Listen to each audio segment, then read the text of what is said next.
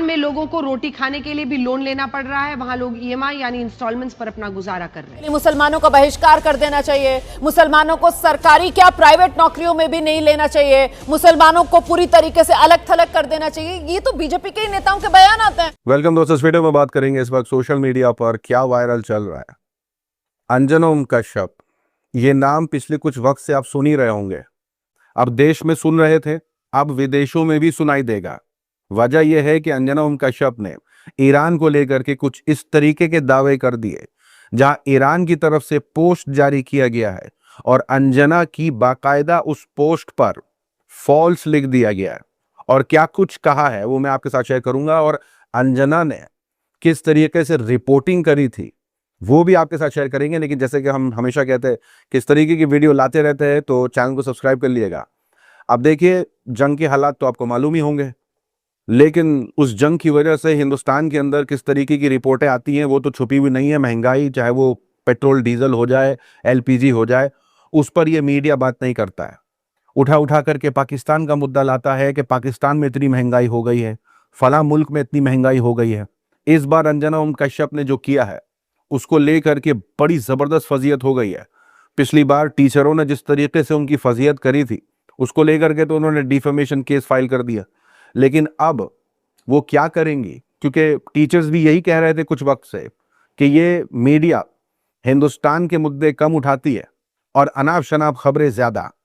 अब अंजना ओम कश्यप ने अपनी एक मीडिया रिपोर्ट में यह कह दिया कि ईरान की इंटरनेशनल रिपोर्ट के अनुसार ईरान के अंदर लोग जो हैं वो ईएमआई पर रोटी खा रहे हैं, यानी रोटियां जो हैं वो ईएमआई पर लेकर के खानी पड़ रही हैं। मतलब महंगाई का इतना बुरा हाल है ईरान के अंदर कि वहां लोगों को जो है ना वो रोटी भी ढंग से नहीं मिल पा रही है। इस तरीके का दावा किया कि ईरान में लोगों को रोटी खाने के लिए भी लोन लेना पड़ रहा है। वहां लोग ईएमआई यानी इंस्टॉलमेंट्स पर अपना गुजारा कर रहे हैं। लेकिन इस वीडियो के वायरल होने के बाद ईरान एम्बेसी, जी हाँ, जो भारत में है, उसने बाकायदा ट्वीट जारी कर दिया है। और उस पोस्ट के नीचे, जैसे कि आप स्क्रीन पर देख सकते हैं, उस पोस्ट के नीचे बाकायदा अंजना का फोटो लगा हुआ है और ऊपर लिखा हुआ है फॉल्स। मतलब अंजना के ब्लैक एंड व्हाइट शो के अंदर जिस तरीके का उन्होंने ये फेक नैरेटिव बोल लीजिए या फर्जी दावे बोल लीजिए, ये जो शेयर कर दिए उन्होंने, उसको लेकर के उनकी फिर से फजीयत हो गई है। और मुझे याद आता है अंजना ओम कश्यप का एक वीडियो जिसमें एक स्टूडेंट ने उनसे पूछ लिया था, क्या कभी ऐसा हुआ है कि आपने कभी कोई फेक रिपोर्ट चला दी हो? तो अंजना ने सीधे सीधे मुंह कहा था कि नहीं, ऐसा नहीं है। लेकिन यहां किस तरीके से ईरान ने ही पोस्ट जारी करके इनकी इस रिपोर्ट को फर्जी कहा, क्योंकि अंजना ने खुद ये दावा कर दिया कि ईरान इंटरनेशनल की रिपोर्ट में ये सब कुछ कहा गया। लेकिन ईरान का क्या कहना है वो सुनते हैं। ईरान ने इस मीडिया रिपोर्ट को ही रिजेक्ट कर दिया है। इंडिया में ईरान की एम्बेसी ने कहा है कि कुछ मीडिया आउटलेट उनकी, यानी ईरान की इकोनॉमी और जरूरी सामान की कमियों की खबरें चला रहे हैं, और वो बहुत ही गलत और मिसलीडिंग खबरें चला रहे हैं। ईरान ने तो ये तक कह दिया अपने स्टेटमेंट में कि कैसे जंग और बाहरी प्रेशर के बावजूद खाने पीने का सामान हो जाए, दवाइयां हो जाए, रोजमर्रा की जरूरी चीजें हो जाए, उनकी कोई कमी नहीं है। पोस्ट में ये तक कहा है कि जो जरूरी सामान की खरीद है, सप्लाई है, डिस्ट्रीब्यूशन है, वो सब नॉर्मल है। अब यहां आती है फजीहत वाली बात, यानी किस तरीके से उस पोस्ट में मीडिया को मशवरा दिया है। मैं तो कहूंगा मशवरे से ज्यादा समझाया गया है कि भाई पहले देखो फिर बोलो।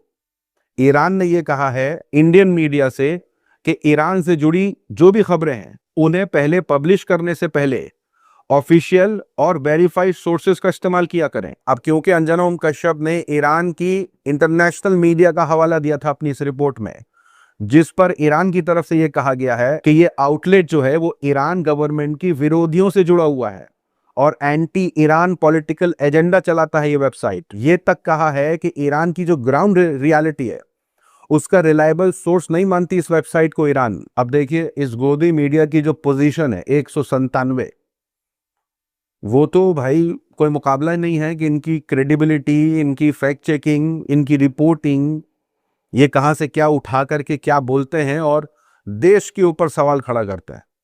यानी भारत में ईरान की एम्बेसी ने ये पोस्ट जारी करके इंडियन मीडिया को सलाह दे दी है कि पहले देख लें किसकी क्या रिपोर्ट आप उठा रहे हैं और फिर जा करके अपने शो पर लाएं। और ऐसा नहीं है कि महंगाई देश में नहीं है, देश में भी महंगाई है और ऐसी कई मीडिया आउटलेट्स हैं जो पब्लिश करते हैं, लेकिन इनको उस मीडिया आउटलेट की रिपोर्ट नहीं लेनी है, वो मुद्दा नहीं चलाना है जिसमें सरकार पर सवाल उठेगा, और यहां बैठे बैठे दूसरे मुल्कों पर जो है वो उनको रिपोर्टिंग करनी है। ये तक कह देना है कि भाई रोटियां जो है वो ईएमआई पर खरीद खरीद के खानी पड़ रही है ईरान के अंदर। सोशल मीडिया पर चल रहा है कि अंजना जी ने विदेश में भारत का डंका बजा दिया है। अब ये कम फेमस हुई थी जो और इंटरनेशनल लेवल पर फेमस हो रही हैं। मतलब इंसान को इतना भी फेमस नहीं होना चाहिए कि लोग उनका चेहरा देखते ही अपने मिजाज में ये सोचने लगे कि भैया इसकी रिपोर्ट नहीं देखनी है। इस तरीके का हाल कर दिया है अंजना ओम कश्यप ने अपना। साथ ही साथ ये तक चल रहा है कि गोदी मीडिया और उसके गोदी एंकर क्यों भारत की नाक कटाने पर तुले हुए हैं। भारत के अंदर तक तो झूठी खबरों और प्लॉट करवाने का जो चलन है वो समझ में आता है, लेकिन इंटरनेशनल फजीयत तो मत करवाओ। दूसरी तरफ रोमाना इसरार खान काफी वायरल चल रही हैं। एक डिबेट शो के दौरान रोमाना इसरार खान ने जिस तरीके से भाजपा प्रवक्ता को लताड़ा है, क्योंकि ये कहा जाता है कि भाई ये हेट तो हम नहीं फैलाते, लेकिन किस तरीके से खुद भाजपा से जुड़े लोग, जी हाँ इसकी बात हो रही है, ये भाजपा से जुड़ी है, और कैसे मुसलमानों के खिलाफ इसने पिछले दिनों नफरती बयान दिए। 3 साल तक मुसलमानों का बहिष्कार कर देना चाहिए, फ्रेंडशिप जिहाद जैसा टर्म इस्तेमाल किया। यानी इस तरीके के बयानात वायरल होते हैं, वायरल होते तो होते हैं, लेकिन ऐसे बयानों पर कार्रवाई नहीं होती है। लोग सिर्फ मुंह देखते रह जाते हैं, ट्वीट करते रह जाते हैं, लेकिन इसके बावजूद ऐसे लोगों पर कार्रवाई नहीं होती। अब इसको लेकर के रोमाना इसरार खान ने डिबेट में जिस तरीके से भाजपा प्रवक्ता को लताड़ा है, सुनिए।